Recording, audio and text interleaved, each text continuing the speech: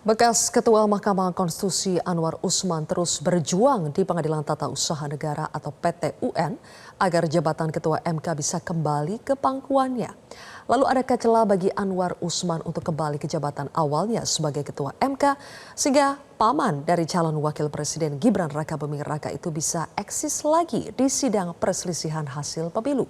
Saya akan membahasnya bersama dengan ahli hukum tata negara Universitas Gadjah Mada, Pak Yance Arizona. Kami juga sudah mengundang kuasa hukum Anwar Usman namun belum bisa bergabung. Selamat malam Pak Yance. Selamat malam Mbak Zilvia. Baik, Pak Yance, hari ini ada sidang gugatan Anwar Usman. Agendanya tadi adalah mendengarkan jawaban tergugat yakni Ketua MK Suhartoyo, tapi sayang sidangnya tertutup ya. Jadi kita tidak tahu isinya. Tapi kalau merujuk dari gugatan Anwar Usman yang meminta pengangkatan Suhartoyo itu dibatalkan, menurut Anda gugatannya masuk akal tidak?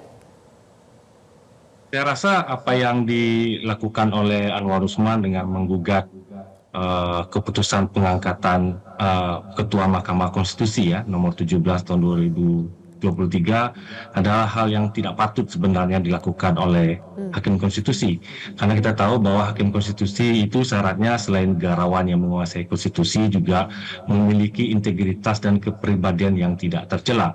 Apalagi kalau kita lihat yang digugat ini kan Mahkamah Konstitusi memilih ketua yang baru, dasarnya adalah putusan dari MK-MK yang memberhentikan Anwar Usman, dan juga MK-MK memerintahkan kepada hakim untuk melakukan pemilihan hakim dalam waktu 2 kali 24 jam. Jadi putusan yang digugat Anwar Usman ini bukan putusan MK-MK-nya, tetapi adalah putusan pengangkatan ketua MK yang baru yang dasarnya adalah untuk melaksanakan putusan Majelis Kehormatan Mahkamah Konstitusi. Jadi saya rasa ya justru kalau ini dipersoalkan oleh Anwar Usman itu justru menciderai juga integritas dia sebagai hakim konstitusi, karena jadi hakim konstitusi itu harus memiliki integritas dan kepribadian yang tidak tercela. Apalagi kalau kita lihat putusan MK-MK itu kan sudah mengkonfirmasi terjadi pelanggaran etik, pelanggaran terhadap prinsip integritas hakim konstitusi, dan itu oleh Majelis Kehormatan Mahkamah Konstitusi dianggap sebagai satu pelanggaran kode etik berat gitu.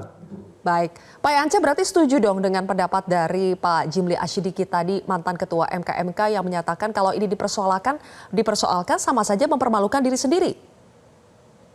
Betul, saya setuju. Karena juga tadi kalau dari sisi Anwar Usman ya juga di awal tadi juga dilihat dia menyampaikan bahwa sebelum putusan MK-MK menyebutkan bahwa jabatan itu milik Allah ya, Tuhan yang Maha Kuasa.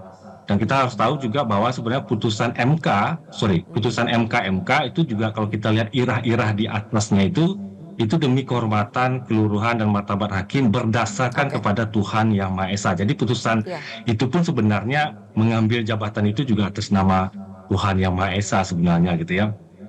Nah juga tadi juga persoalannya nanti kalau misalkan itu dibawa ke PT UN, ini juga kita belum tahu nanti kalau PT UN mengabulkan juga yang akan dijadikan dasarnya apa. Toh keputusan pengangkatan hakim ketua MK yang baru itu kan dasarnya untuk menjalankan putusan MK-MK. Jadi apa yang dipersoalkan sebenarnya? Oke, berarti Pak Yance sebetulnya kita langsung ke pertanyaan pokok. Mungkinkah ada celah kalau Anwar Usman ini bisa kembali menjadi ketua MK? Ya, saya pikir kalau hakim di PT UN nanti mengadili dengan mempertimbangkan bukti berbagai macam tentu ya kalau memang betul ada pelanggaran prosedur, tapi saya rasa sih tidak ada pelanggaran prosedur di dalam proses ini ya. Pun kalau misalkan hakim PT UN nanti akan mengabulkan, saya pikir tidak akan otomatis itu akan memulihkan posisi Anwar Usman sebagai ketua MK ya. Terus saya yakin akan ada proses banding ataupun mungkin bahkan sampai kasasi nanti ya. Dari proses ini belum tentu Anwar Usman akan bisa kembali sebagai hakim ketua Mahkamah Konstitusi, karena juga masa jabatan Anwar Usman kan juga akan berakhir tidak begitu lama lagi ya, di tahun 2026 sebenarnya dia akan berakhir. Jadi kalau diputus di PT UN nanti akan banding, kasasi, saya yakin putusan finalnya itu baru akan ada setelah Anwar Usman selesai di Mahkamah Konstitusi bisa jadi. Oke, Pak Yance, tapi kalau kita bedah secara alasan ya, apakah ada alasan yang memungkinkan yang bisa masuk di logika untuk memulihkan lagi jabatan Anwar Usman sebagai Ketua MK? Atau kalau dilihat dari runut secara aturan, kemudian secara keputusan di MK, itu tidak ada alasan lagi sebetulnya yang bisa memberikan celah Anwar Usman ini kembali jadi Ketua MK? Ya, saya pikir yang digugat di sini kan keputusan MK ya tentang pengangkatan ketua Mahkamah Konstitusi yang baru. Dan saya pikir putusan itu dibuat berdasarkan pada putusan MK. Jadi kalau putusan MK-nya tidak bermasalah gitu, tidak dipersoalkan, saya yakin tidak ada yang patut juga dipersoalkan dari keputusan MK yang menindaklanjuti putusan MK untuk memilih ketua MK yang baru.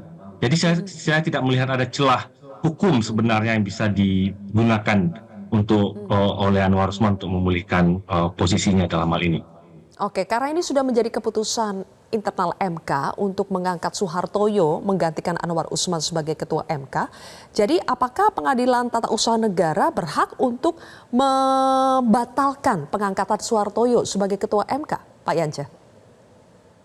Kalau itu tentu bisa ya, karena yang digugat kan keputusan Tata Usaha Negara ya, yang dalam hal pengangkatan Ketua MK, jadi itu punya kewenangan itu. Tetapi saya tidak melihat ada bukti-bukti yang meyakinkan atau informasi-informasi dalil yang akan meyakinkan untuk memperkuat argumen pembatalan itu. Karena itu kan sekali lagi dia menjalankan saja dari putusan MK yang sudah ada. Hanya saja memang kita perlu tetap mencermati kasus ini karena tadi ya proses ini kan tidak terjadi secara terbuka seperti di pengadilan yang lain gitu ya. Termasuk juga ketika kita lihat sisi informasi penanganan perkara di website PT UN juga kita tidak mendapatkan dokumen-dokumen. Informasi yang disediakan di situ juga sangat terbatas. Jadi kita perlu memantau ini karena bisa jadi kalau ini tidak di luar pengawasan publik bisa jadi putusannya berbeda dengan asumsi atau logika umum ketika kita melihat dari perspektif hukum. Apalagi misalkan ada beberapa pihak yang mencoba untuk menjadi pihak terkait, pihak intervensi ya di dalam perkara ini, termasuk Profesor Denny Indrayana, termasuk juga ada Pergerakan Advokat Nusantara, pembela demokrasi Indonesia yang mereka mengajukan diri sebagai pihak intervensi, tetapi di dalam putusan selah ditolak oleh PT UN. Jadi ada keputusan PT UN supaya ini nggak banyak pihak yang bisa terlibat di dalam perkara ini. Padahal sebenarnya mestinya secara legal standing bisa terlibat. Karena apa? Karena mereka adalah pihak-pihak yang dahulu itu melaporkan Anwar Usman kepada Majelis Kehormatan Mahkamah Konstitusi. Sebenarnya mereka punya kepentingan dengan gugatan yang diajukan oleh Anwar Usman, tetapi di dalam putusan selah permohonan mereka untuk jadi pihak intervensi ditolak oleh PT UN. Ya. Memang ini menjadi khawatiran ya Pak Yance ketika publik tidak bisa memelototi sidangnya karena tertutup, jadi transparansinya dipertanyakan. Dan ada lagi kekhawatiran karena melihat rekam jejak Anwar Usman yang merupakan hakim konstitusi, menurut Anda apakah ada celah dalam pemanfaatan akses, koneksi, atau bahasa trennya sekarang orang dalam begitu ya, yang bisa akhirnya mempengaruhi keputusan dari hakim PT UN nanti? Ya, kalau ya itu luar aspek hukum sebenarnya ya, tetapi tentu itu satu hal yang juga penting diperhitungkan ya. Bagaimana misalkan di dalam putusan MK 90 yang dijadikan persoalan sebuah skandal di Mahkamah Konstitusi itu juga menunjukkan peran signifikan ya dari Anwar Usman di dalam proses itu. Dan apakah itu juga akan berpengaruh di dalam lingkungan peradilan tata usaha negara, kita tidak tahu persis. Apalagi kalau kita lihat kan Anwar Usman ini kan hakim konstitusi yang berasal dari yang diusulkan dari Mahkamah Agung ya. Jadi ini tempat dia bernaung sebelum dia masuk ke Mahkamah Konstitusi. Apakah dia punya koneksi dan akan bisa mempengaruhi, itu kita juga tidak mengetahui informasi itu secara detail. Itu Zilvia. Baik, ada juga yang sifatnya dugaan nih Pak Yance di saat temuan kecurangan pemilu kian masif dan itu semua kan nanti akan diuji ke MK. Mungkinkah Anwar Usman akan kembali untuk menyempurnakan jumlah hakim dalam menangani sidang PHPU nanti? Ya, memang salah satu putusan MK kan untuk tidak melibatkan Anwar Usman dalam perkara penanganan sengketa Pilpres dan Pileg yang memiliki potensi konflik kepentingan, khususnya untuk Pilpres ya. Nah, tetapi sebenarnya itu tidak akan mempengaruhi MK sebenarnya, karena tanpa Anwar Usman pun dengan 8 hakim itu cukup sebenarnya. Pun ketika nanti deadlock, nanti akan ada mekanisme yang sudah disediakan oleh Undang-Undang MK dalam situasi deadlock seperti itu, maka nanti akan menjadikan putusan adalah putusan di mana ketua berada di situ. Jadi sebenarnya dari sisi itu tidak ada persoalan. Hanya saja kalau Anwar Usman kembali, ya ini kembali lagi persoalan yang tadi yang ketika MK sudah membuktikan dia terbukti melakukan pelanggaran etik karena ada konflik kepentingan, itu bisa jadi potensi akan terulang kembali kalau dia akan terlibat dalam penanganan perkara sengketa pilpres ataupun pilih ke depan. Baik, kalau begitu terima kasih ahli hukum tata negara Universitas Gadjah Mada Pak Yance Arizona sudah hadir bersama kami di Prime Time News hari ini. Jelajahi cara baru mendapatkan informasi. Download Metro TV Extend sekarang.